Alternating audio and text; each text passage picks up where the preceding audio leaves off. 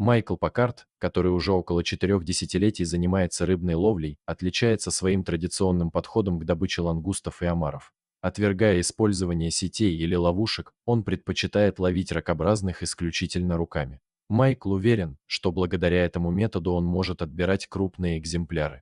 Как обычно, однажды утром судно вместе с Майклом и его командой отправилось в морское путешествие. Надев гидрокостюм и взяв с собой акваланг, Майкл погрузился в океанские глубины, где глубина достигала около 11 метров, а видимость – около 6 метров. Исследуя дно в поисках лангустов, Майкл внезапно ощутил мощный толчок, после чего его окружила полная темнота. Вначале он не мог понять, что произошло, но осознав ситуацию, Майкл был потрясен. Он оказался во рту огромного морского существа и, что хуже всего, в результате столкновения он потерял дыхательную трубку. В абсолютной темноте ему удалось нащупать шланг, и Майкл смог дышать. Мужчина был полностью зажат и мог двигать только руками. Пощупав поверхность вокруг, он с облегчением понял, что это не акула, зубов не было ощущаться. Так Майкл понял, что его заглотил кит. Майкл начал надеяться на спасение, поняв, где он находится. Но вскоре кит начал двигаться, и надежды мужчины на спасение поубавились. Он готовился ко встрече с судьбой, с иронией размышляя о своей необычной кончине.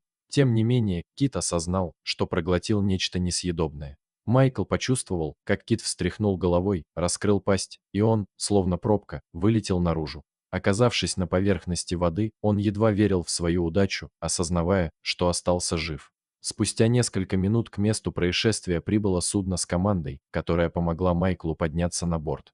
Его товарищи по работе радостно хлопали его по спине, удивляясь его возвращению, ведь уже почти потеряли надежду увидеть его снова. Ситуация была опасной не из-за того, что кит способен проглотить человека, ведь у этих морских гигантов слишком узкая глотка для этого. Опасность заключалась в возможности того, что кит выпустит дайвера на слишком большой глубине, что могло бы привести к его гибели.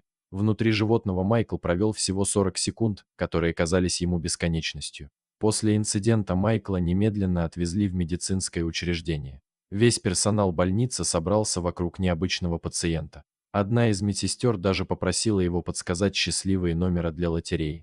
Мужчина делился своими историями, хотя и оставался в больнице лишь несколько часов, так как серьезных повреждений у него не обнаружили, кроме вывиха колена и многочисленных синяков. Тем не менее, Майкл не намерен отказываться от своей профессии, несмотря на возражения своей жены. Ведь Майклу действительно часто везет или не везет, в зависимости от взгляда на ситуацию. В 2001 году он выжил после авиакатастрофы в джунглях Коста-Рики, где его нашли в последний момент. В 2000 году на него напала белая акула, и он потерял сознание под водой.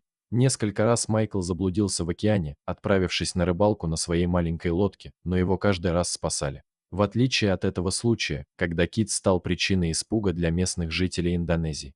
Жена Майкла уверена, что когда-нибудь его удача иссякнет, и он может погибнуть, но мужчина лишь смеется в ответ на ее предостережение. А что думаете вы, это случайное везение или просто судьба? Оставляйте свои комментарии.